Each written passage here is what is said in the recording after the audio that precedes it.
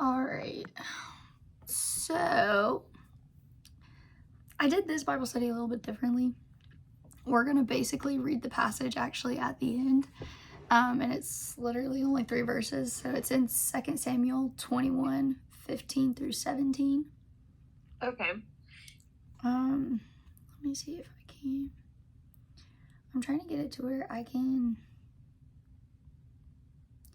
see you guys see this without this there, but it won't let me. You said 2 Samuel, what chapter? 21, 15 through 17. Okay, 21. I'm pulling it up on my laptop. You are good. Let's see. Aha. I think I figured out how to do it. Okay. And then if we do this.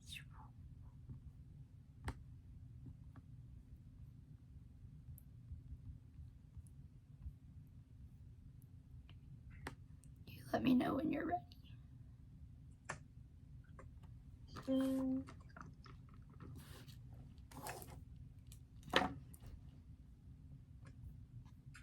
All right, I'm good. Okay. I'm ready to go. Okay, so 2 Samuel 21, 15 through 17, and we're basing it off of like friends in the wrong places pretty much, which is what we discussed when we were at Duncan that day. And the first part of this Bible study, it's actually going to be a sermon I heard a couple of years ago. And when I first heard the sermon, I'm sorry about my voice, by the way, it's still jank. It's okay. But I had beside me like some of the most incredible friends I could have asked for. These were people I went through nursing school with and everything. I felt they encouraged me and they did everything friends were supposed to do. And then last year, God showed me who they really were with a variety of my friends, not just in nursing school, just in general. I was really having to look at my friend groups and figure out who was actually sitting next to me. And behind my back, some of these people were making like some of the most horrible decisions for their lives. And then didn't care who they hurt in the end. And so it was a very difficult process to go through, but there was a group of us and I felt like we poured into one another well at that time. But looking back, most of them did not hold me accountable. They encouraged some of my worst behaviors. And in the end, they walked out of my life or I removed them because they weren't the influence I needed at that time. So last year revealed a lot to me when it came to the friends I had in my life. And by the end of that year, I had maybe like 2 solid friends that I could count on. And I was so used to being surrounded by people. It took so much adjusting and refocusing on what a true Christian friend looked like. Because it created a lot of like trying to figure out who I needed to trust, who I needed to look for in a friend and all these things. So this sermon though is incredible because it set up a beautiful image. And so we're going to dive into that, but we're also at the end of it going to look at like what characteristics of a good friend looks like and even some bad characteristics we don't want in our friends.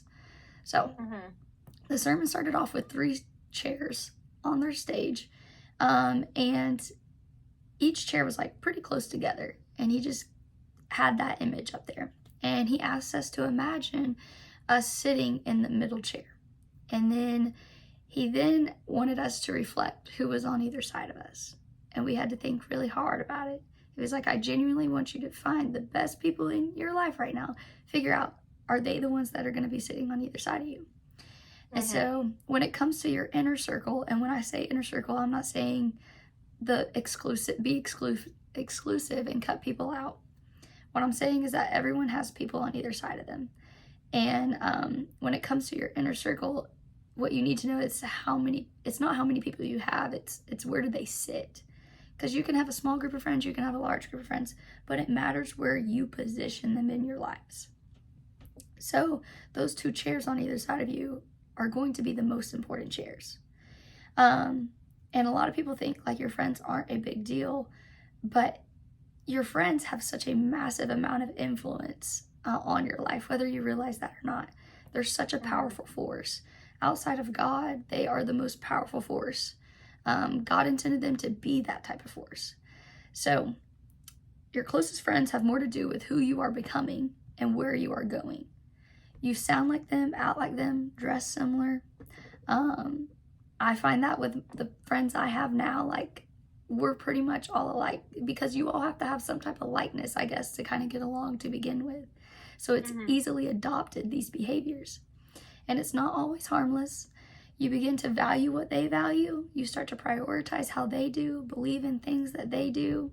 And when you spend time with someone who is negative, you begin to get a little more negative. Letting cuss words fly when you're starting to hang out with people who talk like that normally. I'm so bad about that. Like, I have to watch who I'm hanging out with depending on how much they cuss and things like that. They can influence our conscience, our personal convictions. Oh my God, my voice is going to kill me through this. Okay, Proverbs 22, 24 through 25. Yeah, that's it. It says, don't make friends with an angry person, and don't be a companion of a hot-tempered one, or you will learn his ways and entangle yourself in a snare. So they matter. In 1 Corinthians 15:33, it says, do not be deceived. Bad company corrupts good character or good morals. The people you do life with really do matter. And so we're going to kind of compare and contrast what I hate saying it like this, but this is how the Bible words it: a fool versus someone who is wise. Because that's who you're really comparing, who you're hanging out with, a fool person or a wise person. In Proverbs 13:20, it says, the one who walks with the wise will become wise, but a companion of fools will suffer harm. So show me your friends and I will show you your future, is what this verse is saying. When you are friends with someone, each one of you speak into each other's lives. A wise person is usually someone who can think before they act. They understand that decisions now impact later. They can have difficult conversations. They're not set in their own way and think that they're always right. They take reverence from God and their cues from Jesus. They experience more joy and freedom. They experience a greater intimacy with God.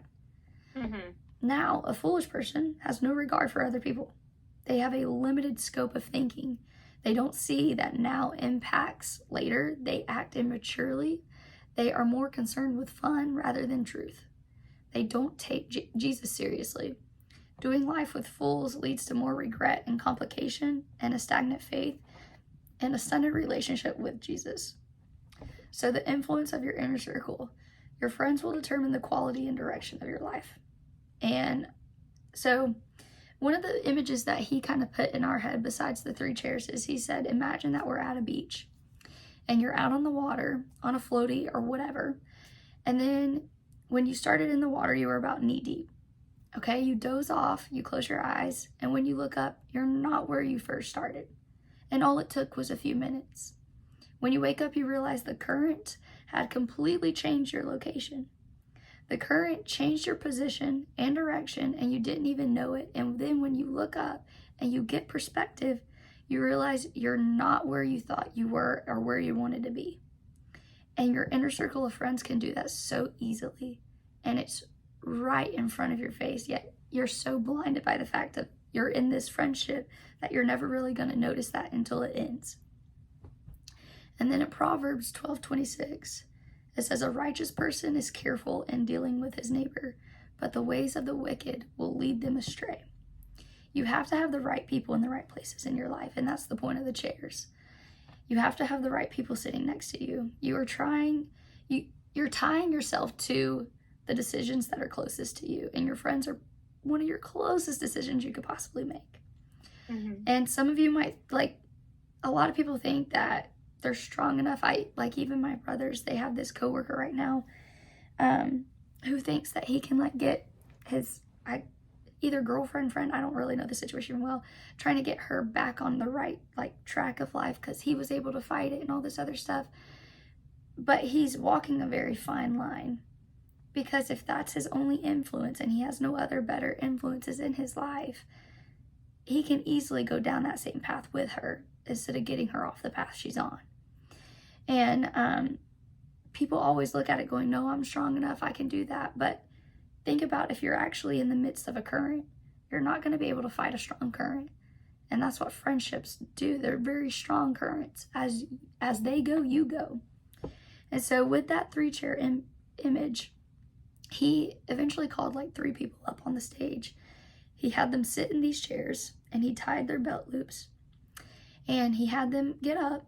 I'm going to give them names just to make it easier, so I'm not saying guy 1, guy 2. But you have Mark, Luke, and Matthew, okay? Luke is in the middle, okay? And so you have Mark and you have Matthew. And so he gets up, they all 3 stand up together, and they're like tied at the hips. And he says, okay, Mark, I want you to walk towards me. And Mark is like doing everything he can. He's fighting it. He's like chugging along. He finally gets some ground. But when he looks behind him, Luke and Matthew are right there beside him. So he goes, okay, we'll try this again. He does it again. Mark still is pulling them. And so then he goes, okay, let's try Matthew. And then he does the same thing with Matthew. But once again, Matthew is still pulling his friends along every single time he takes a step. And that's the power that our friendships hold. No matter how hard you try and fight that or try and get away from their decisions, they're going to be tied to you because you have now incorporated them in that inner circle of yours.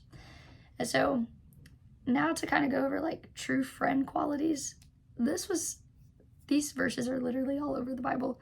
But the definition of a wise friend is having or showing experience, knowledge, good judgment. They respond sensibly or shrewdly to a particular subject. So the first quality is loyal. Job 6:14 says a despairing man should receive loyalty from his friends, even if he abandons the fear of the Almighty. And then Proverbs 18:24, one with friends may be harmed, but there is a friend who stays closer than a brother. Proverbs 27:9-10, oil and incense bring joy to the heart, and the sweetness of a friend is, I'm going to have to try and whisper. Can you still hear me if I talk like this? Yeah, you can. Okay. Yeah, you're good. Okay. And the sweetness of a friend is better than self-counsel. Don't abandon your friend or your father's friends, and don't go to your brother's house in your time of calamity. Better a neighbor nearby than a brother far away. And I feel a lot of people today have probably experienced some type of ending of a friendship. That's how life works. But we've experienced people walking in and out of our lives over and over again. And even when we were discussing it at Duncan, we talked about like how friend breakups are probably some of the worst type of pain at times in life. And sometimes they can be even worse than a breakup.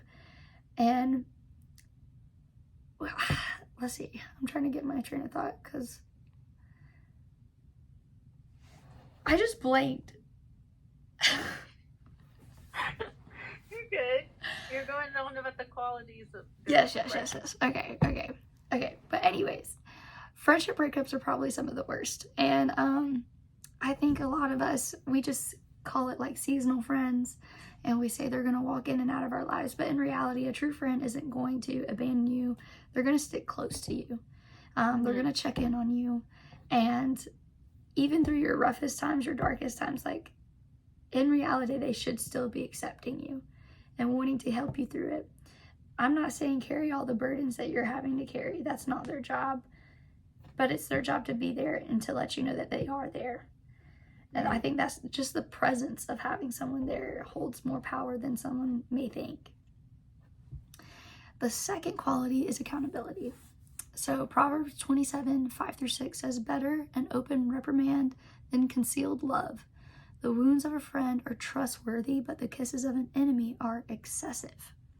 So surround yourself with people who are going to tell you the truth, even when it's not what you want to hear. They shouldn't let silence keep the friendship alive. And that's what I had a lot of friends last year do. They just didn't say anything to me when I should have been called out on a lot more of what I was doing. You have to surround yourself with people that are going to do whatever they can to push you towards Jesus. Surround yourself with people who want to grow in your faith and encourage you to grow in yours. You have to surround yourself with people who want to be more like, because that's genuinely what it's saying. Because like I said, you're eventually going to adapt some of the same qualities that your friends have. So why not pick people that you genuinely want to become later on in life? Mm-hmm. Next quality is they fight for you.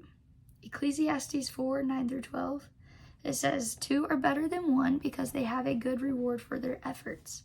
For if either falls, his companion can lift him up, but pity the one who falls without another to lift him up. Also, if you two lie down together, they can keep warm, but how can one person alone keep warm? And if someone overpowers one person, two can resist him. A cord of 3 strands is not easily broken. And in Galatians 6:2, it says, carry one another's burdens, and this way you will fulfill the law of Christ. So they really are willing to sacrifice for you. They're willing to protect you and defend you. They immediately extend a hand when you fall, but before they do that, they will sit where you sit. I think that's important. They sit in your sadness and your hurt, and they whisper words of encouragement when you're ready to finally get up, they're going to help you. And the next quality is that they encourage. So 1 Thessalonians 5:11, therefore encourage one another and build each other up as you already are doing.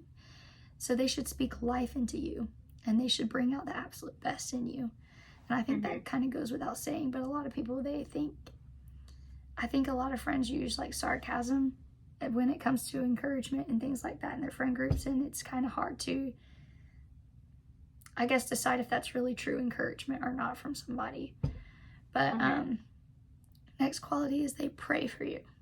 I feel like this should also go without saying, especially good, like godly rooted friendships.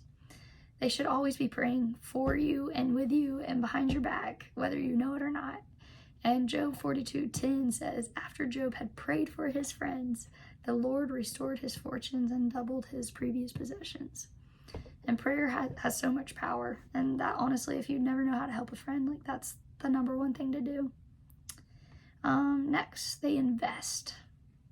That's what I need to do with my money. So Philippians 2:3-5, it says, do nothing out of selfish ambition or conceit, but in humility consider others as more important than yourself. Everyone should look not to his own interests, but rather to the interests of others. Adopt the same attitude as that of Christ Jesus. Count others as more valuable as ourselves. The people you are doing life with should be people that want what's best for you, even when it's inconvenient for them, when it's not comfortable for them. And then the next one is they reconcile, which kind of ties into the last part, but it's 1 John 3:16-17. And 1 John, I know you know it's amazing because we actually did it over camp and everything, but the whole letter is like an explanation of like how to love and why we are called to love. But in verse 16 it says, this is how we have come to know love. He laid down his life for us. We should also lay down our lives for our brothers and sisters. If anyone has this world's goods and sees a fellow believer in need but withholds compassion from him, how does God's love reside in him? And then in verse 11 of that same chapter, it's discussing Cain, and it's telling us not to be Cain, which seems simple. Don't be a hateful murderer, but it's like more than that. According to Jesus, it's not enough to simply not murder others when we're angry. We must go as far as to love and reconcile that. Reconcile means to restore a friendly relation between. So if our principle is to simply resent others without any sense of reconciliation, is that really what it means to love your neighbor? If you treat someone as if they are dead to you or don't exist, you've already pretty much killed them in your heart. So someone who you consider a friend should want to talk out the problems, the mistakes, and not leave an argument or disagreement without coming together and finding some type of common ground and finding a resolution. They should be willing to do that. You don't leave one another on bad terms. If the friendship is worth it and you genuinely love that person, you are going to want to resolve whatever it is the dispute is over. That's just plain and simple. And that's hard for me. Like, as much as I love my friends, I have a hard time going to them when I have an issue with them. Because I hate confrontation. So that's a hard one. But you got to do it if you genuinely love them, because you don't ever want to live in that like stagnant area where you can't really help. You can't encourage because you're upset. They can't encourage you because you don't want their encouragement because you're upset. And it's just like, Anyways, okay, last quality is love. Now, love covers a vast majority of things. If we are being honest, the previous qualities and characteristics listed, they're completely done out of love for another person. You wouldn't be doing these things if you didn't love them. But I wanted to give love its like own section because even God deems it the most important of them all.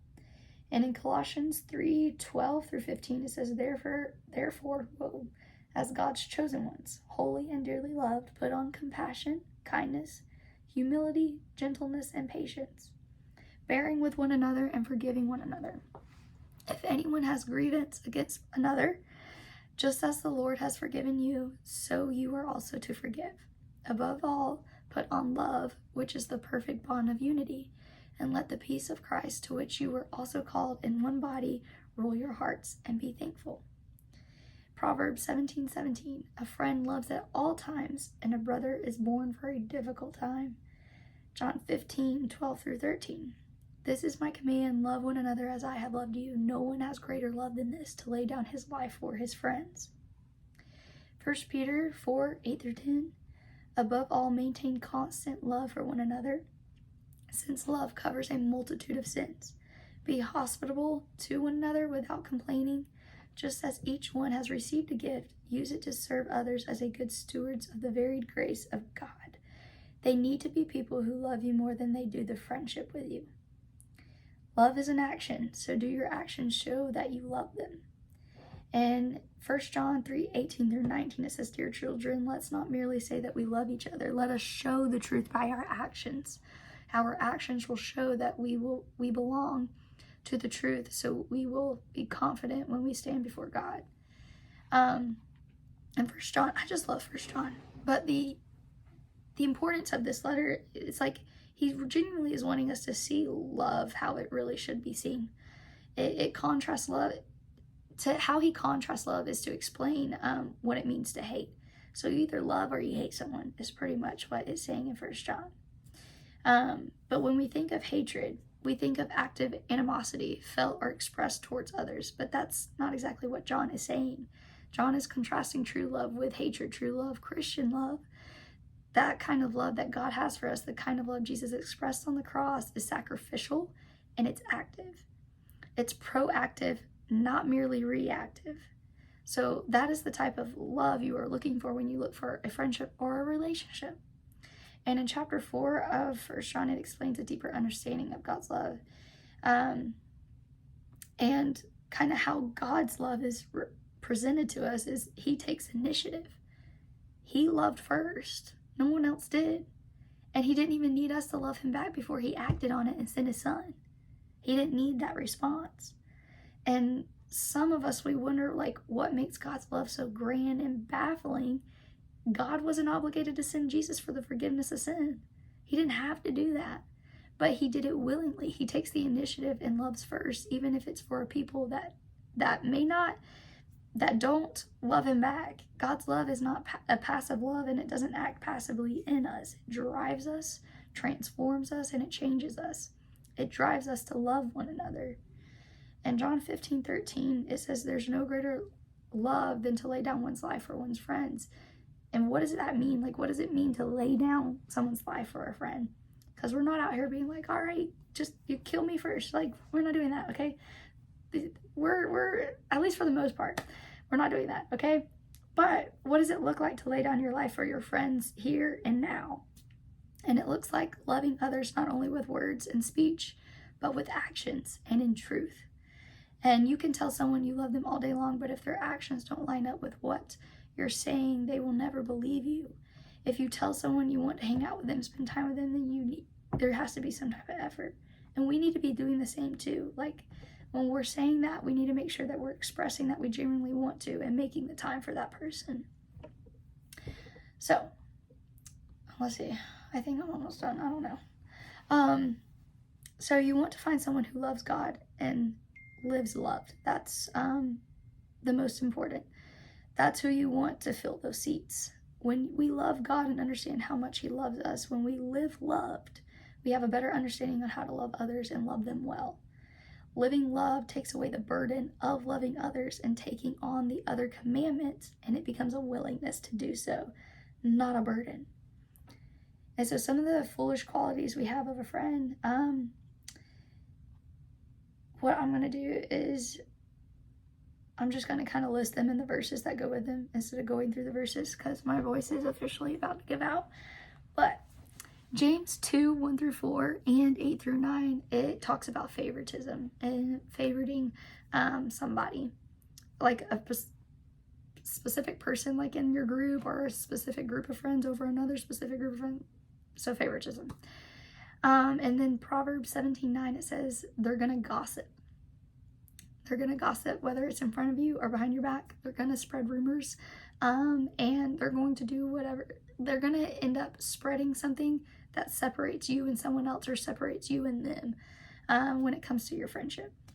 Proverbs 16:28, it talks about, once again, causing conflict. If you see someone that is constantly seeking out, trying to cause some type of trouble, or they're always the source of some type of conflict, they're probably not someone you want in your inner circle. So people who make you less than or inferior don't deserve the seats next to you. They don't make you feel like you have to be someone else. They're not going to judge you.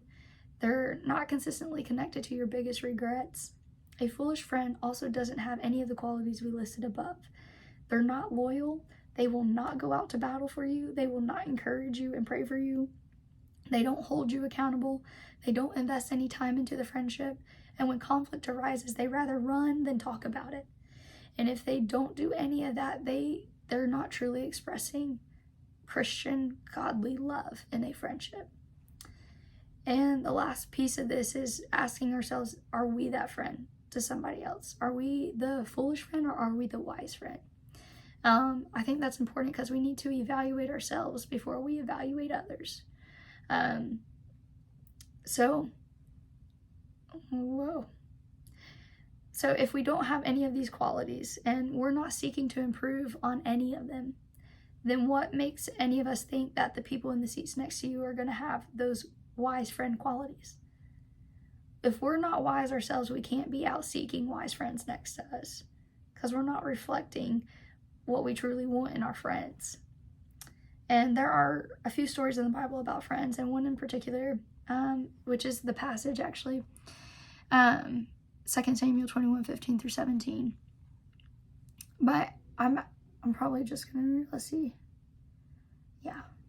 So 15 through 17, I'm just gonna read verse 17. But it says, but Abishai, son of Zeruiah, so sorry how I pronounce this, Zeruiah, I don't know, came to David's rescue, and he killed the Philistine. Then David's men declared, you are not going out to battle with us again. Why risk snuffing out the light of Israel? So in the previous few verses, they're at war with the Philistines once again. And David, it literally says he has become weak and exhausted. And he goes out to fight this giant alone. Why? I'm not quite sure, because I don't think I could fight a giant alone. But he thinks he's got it, which he did defeat a giant in the previous Samuel by himself with just a stone. But this is a new season, and this is a new battle, and this may be a giant from the past, but the giant's gotten even bigger. You're going to need help. And what I love about verse 17 is that it says, but Abishai. Abishai was a friend of David's, and he stepped in. And I want you to imagine, I have been in seasons where I have been fighting, what would it felt like fighting for my life, whether it was a battle of depression, anxiety, loneliness, hopelessness, whether you're just hurting or you're weak and exhausted, because there's been moments where I'm that too. These moments are transformational because these are the moments when Satan wants to attack every single time. This is when you're most vulnerable.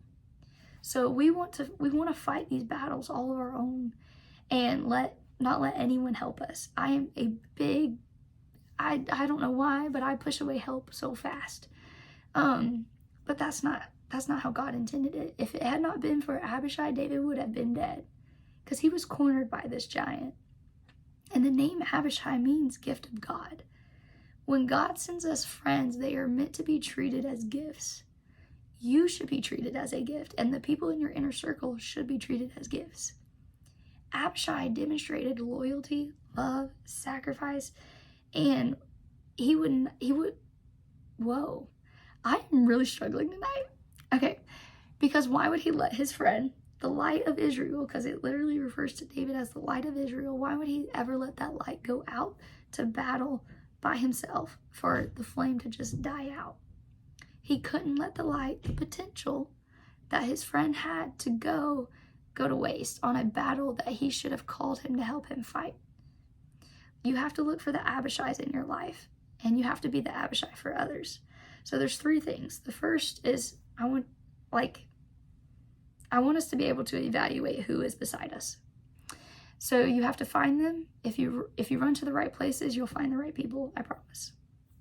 The second, make them. Take those relationships a little more seriously. Let God maximize what he can do in those relationships.